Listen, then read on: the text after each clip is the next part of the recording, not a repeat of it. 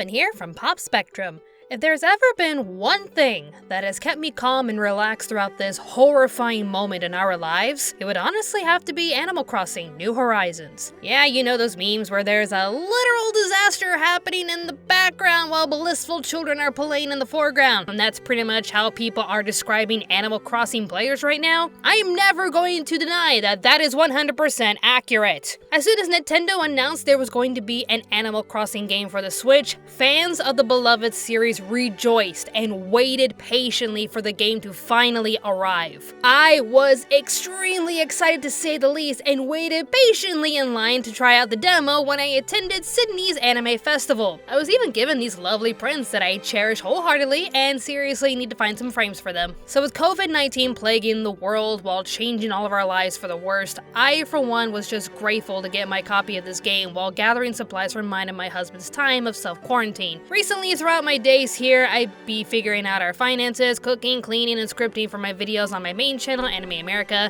but on my downtime, I would have Animal Crossing to keep me calm and relaxed. So with all that said, was this game everything that I had hoped for and more? Well, as you can see with my gameplay hours spent on this game as of March 20th, I have not put this game down. Animal Crossing: New Horizons starts off with Nook Incorporated, offering you a chance to live out your days on a tropical paradise out in the middle of nowhere. That sounds amazingly appealing right about now. Once you pick an island, name it, and choose your hemisphere, you're off to see your new island with Tom Nook, Timmy and Tommy, and 2 random villagers. I had Renee and Billy as my first 2. The point of the game is to collect resources to craft some items and or sell them to Timmy and Tommy in order to pay off the debt you made with Tom Nook. Yeah, you know it's not Animal Crossing if you're not in debt. So, you work hard day by day to pay off your debt, make improvements to the island, invite more villagers to make the island even better than ever, and even treat yourself to a bigger house. Once you have the new resident office with Isabel, the Nook store, the Able Sisters shop, and 10 villagers, the one and only KK Slider will perform on your island and promises to return every Saturday with a new concert. That's basically it for the game, but the fun doesn't really stop from there. Once you have permission to construct your island by making pavements, shifting formations, and creating new river formations, that's when you get to make your island look like anything you want. So, welcome all to my island, Crimvale, named after the holy angel of freedom and pleasure, Saint Crimvale himself. I love this anime way too much. As you can see, I have my 10 villagers, the residence house, Nook's cranny, and the Able shop with kicks coming around every so often. Hopefully we can get a shoe store soon. And a coffee shop. Because I want my boy Brewster. But we also have the Crimvale Museum, and it's honestly the best looking museum this franchise has ever made. The Bug Emporium, Fossil Exhibit, and Aquarium make me feel like I'm at a theme park or something because all of it looks so fun and interactive. I wonder if the paintings will ever come back. Am I the only one that actually missed those from New Leaf? And I scripted this before the April update, so my wish to collect the paintings and the statues is coming true! Hooray! Red will be hiding in the back of the island to sell you real or fake artwork on his boat. I knew this little beach was gonna be used for something, so yeah, eventually they'll probably have all of our favorite characters coming back for certain events and such. Soon, Brewster. Soon. I'm part of the exhibit. Lights on, lights off, lights on. Lights off. I'm easily amused by everything. The main gimmick this game has that no other Animal Crossing game has is crafting. With the items you collect from nature, you can craft a whole bunch of things, from tools to medicine, and even furniture that you can customize with a random assortment of paint and fabric. All you really have to do in order to make these items and unlock DIY recipes that allow you to craft even more items is to gather everything around you. Shake some fruit trees, chisel some rocks, chop some wood. Whoa. No, not the beast! Not the beast! Ah! I look adorable. You can even create your own patterns using the custom design app and add those designs to some of your furniture and such. Look at this, I made the bed Usagi has from Sailor Moon. Yee! I don't think you could tell with this room that I'm a huge anime fan. Nope. By the way, if you guys want to download the pattern yourself, here's the code right here. A lot has to be done to get your island looking the way you want it to, and it usually revolves around currency. So in order for you to collect more bells to pay off anything that you need for your island, you can just run around and collect fish, bugs, and other random items you don't really need and sell them in Nook's crannies. This time though, the game introduces a new form of currency alongside the bells called Nook Miles. The app that's given to you on your phone tells you all sorts of achievements that you can make that earn you Nook Miles. They can then be used for all sorts of things like inventory expansions, more DIY recipes, and for purchasing other stuff like items to decorate your island and even Nook Mile tickets. If you take that ticket to the airport, the brothers, Orville and Wilbur, points if you remember your history class, kids, will take the ticket and fly you to a random island where you can collect more items and materials that you can either sell or use to craft more DIY recipes. You can even find some bottles on the islands and even on your own island that give you more recipes to craft with. A manga library wallpaper. Wow! It's as if this game knows me. On rare occasions, you will be taken to special islands that'll usually give you a ton of bells or tarantulas. Good luck out there! Out of all of the islands I've visited, I've only been to the island of bells once. Made some good money off of it, and it all went right back to Tom Nook. All of this effort, and all because I want a freaking basement, Tom. As for the villagers, you can invite them to your island using one of three methods. 1. Use a Nook Mile ticket to fly to a random island, and you'll find one randomly roaming about. All you have to do is go up to them, invite them to your island, and you have a new villager. Yay! Unless you don't like that particular villager, so just gather up your materials and leave them. I only did that once because I was looking for a certain particular villager, so sorry Elmer, you're named after glue. That's a dark joke right there. 2. After you get your first 5 villagers, Tom will give you the setup to build a campsite on your island. That way you can have random villagers visit your island every once in a while. Going inside, but if it's not the one I want, I'm not interested. Wait a minute. This guy looks like Michael Jackson. I think I need him. I need him to stay. Oh my god, he's wearing Tari's hoodie. I made that hoodie. Shout out to Matterunner. Woo! 3. If you desperately want one villager you love more than any other villager in the game, Tom grants you the ability to summon any villager you want using the amiibo card reader. As long as you have the amiibo card, you can easily invite any villager to your island. And wouldn't you know it? I just had one on standby. It's my boy, Dell! Oh, he looks amazing. Just look at him. Oh, he's my favorite.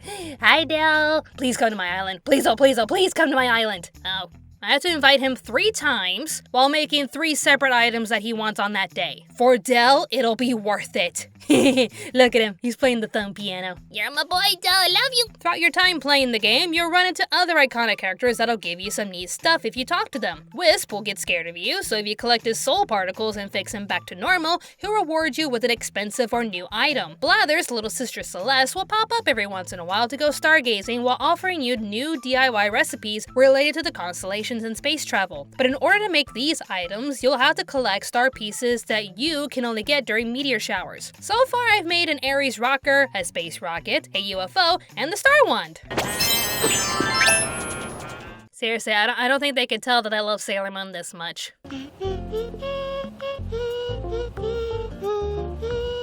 Oh look! It's Gulliver! Hide the body. Gulliver is similar to Wisp, as he asks you to collect broken pieces of his phone buried on the beach, and he sends you a reward the next day. Strangely enough though, 3 of these random players have been replaced by new characters. Joan, Nat, and Chip were all replaced by their younger counterparts, Daisy Mae, Flick, and CJ. As much as I love the previous characters, these new ones are my children now. They are just too cute. Look at them. I want to purchase all their merchandise right now. Is there merchandise? Gimme. Let's not forget about Harv's Island. As pointless as it may seem, it's honestly a cute time waster where you can dress up your character and the villagers and just take a few cute photos with them. Or even TikTok videos. I've been seeing those all over Facebook lately. You can even use amiibos to take photos with other random characters. And again, I scripted this before the April update because before the update, I was not able to summon Reese to this island. Don't do this to me, game. I need my llama waifu! But thanks to the recent update and the announcement that Reese and Cyrus are going to be hosting some wedding event that's going to be happening on Harv's Island, I am now able to summon my llama waifu. Look at her, isn't she all pretty? Until I see you again, Reese, I will admire this cute little poster of you. You can also collect posters of the other characters you summoned over at Harv's Island. Here's one of Dell. Oh, I love him so much. Well, if you love Dell so much, why don't you just marry him? Alright, fine. Who's laughing now, huh? Huh? Okay, this joke's over. Bye.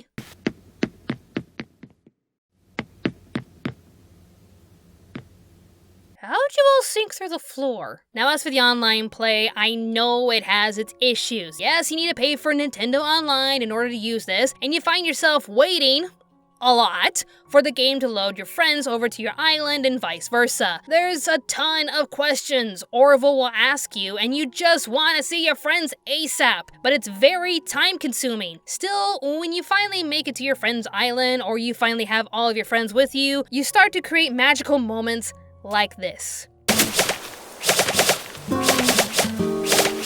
I can't be too mad at this online service when it's the one thing we can use to spend time with our friends during this dark period of quarantine. I remember just sitting with my friend on my island just talking about life and how our families were, and it just struck me as a surreal moment. We were talking like we were catching up and spending quality time together despite being miles apart. I've been able to craft my friends' special items, played hide and seek with them, and even joined them for meteor shower parties. I also had my birthday party in the game. Not only did the villagers throw me a surprise party, I had a few of my friends come over for some treats and games. It definitely made my day truly special despite the world's current circumstances. I've even joined a community dedicated to helping each other with turnip prices. Turnip Sundays being Animal Crossing Stark markets, basically. So if one of us has a really good price for our turnips, we can open our gates and invite a few people over to share. Just be careful with who you invite, since they can sometimes steal your items and ruin your flowers. And with that said, let's talk about a few negatives. Hey, there's only a few. When referring to my last statement, there have been some pretty nasty people setting up their islands to take advantage of other players. When they're targeting turnip sellers or catalogers, they find a way to take advantage of other people's kindness to get what they want while having their friends leave the island or something that'll distract the target from shutting down their island or reporting them. There's honestly no point in reporting any of the players since Nintendo makes you write out the complaint, which gives the thieves more time to make their getaway. So it's a flawed system being manipulated. Here's a few tips that I've learned from others. Don't leave a tip when making turnip sales until you buy the turnips, and only catalog other people's items with some friends that you trust. On to a different complaint. Why is drop item the first choice when eating or planting items? I find myself dropping my items a lot when I'm trying to do something besides that. I hardly ever drop my items unless I'm giving them to a friend, so this should be last on the selection option. Also, why can't we craft or purchase things in multiples? I have some manila clams. I want to craft some bait, so let me craft them all at once instead of crafting them one at a time. I also wanted to create 3 library wallpapers that required 30 books. Instead of buying in bulk, I had to stand around and buy 30 books separately. I get that certain items don't stack, but there should be an option to buy in bulk. I also wanted to test out the multiplayer function since Nintendo announced that each person playing on the same Switch or cartridge will be sharing the one island with all the same villagers. I made a character for my husband and got a similar intro to the game, only this time I'm being sent to my island Crimvale. Not sure how to feel since I'm starting the game on a fully developed island this time, but I'm also being force-fed all of the tutorials all over again. I get that I'm one player playing for 2 characters, but what if the person sharing that Switch watched the first person play and knew what to do? Just gotta get through all of this text with no option to skip. I also don't think the multiplayer function is good compared to the freedom everyone else has while using online playing. One of the players is the leader and makes all the decisions while the other just follows. Kind of pointless. I will say this though, I was shocked to see my husband's character given their own spot to live in. You know what this means, don't you? 2 houses to decorate! I mean, you have more debt to pay, but 2 houses to decorate. Also, what gives? I kept seeing a ton of villagers online singing, while my own villagers just exercised. That's all they do, exercise. But when my husband's character is playing, boom, non-stop singing.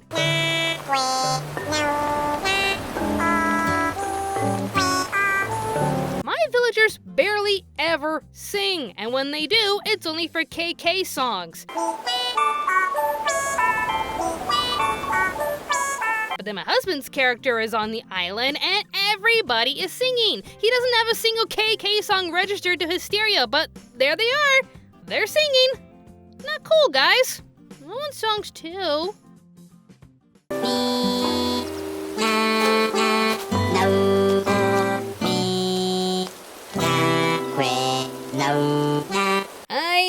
my gripes here and there, but they're honestly overlooked by all the wonderful moments I've had while playing this game. And while I'm concerned about not seeing some of my favorite random characters, I think Nintendo has a special plan for all of them that'll only make their grand entrance even more special. If it's anything like Pocket Camp, these characters will pop up every once in a while for a random event that'll only give us more stuff to do, as long as they don't ruin it like they did with Pocket Camp, but I digress. I mean, they seem to listen to our complaints when they nerfed most of the egg spawns from Fish Shame during Zipper's Bunny Day event.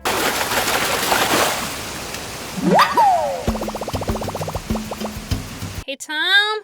Where's Zipper? I wanted to create a new DIY recipe for rabbit's foot! But my experience thus far with the game has been priceless. I love my island, I love what I can do on my island, and I'm just having an amazing time playing with my friends. Pop Spectrum gives Animal Crossing New Horizons 4.5 pops out of 5. It has a few things keeping it from being perfect, but I'm still expecting great things with these new updates. I honestly don't see myself playing any other game anytime soon.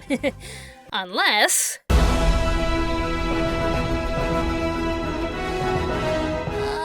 my god, it's so beautiful! Look at it, it's so shiny. Be sure to like, share, and comment on this video, as well as subscribe to Pop Spectrum. Thanks for watching!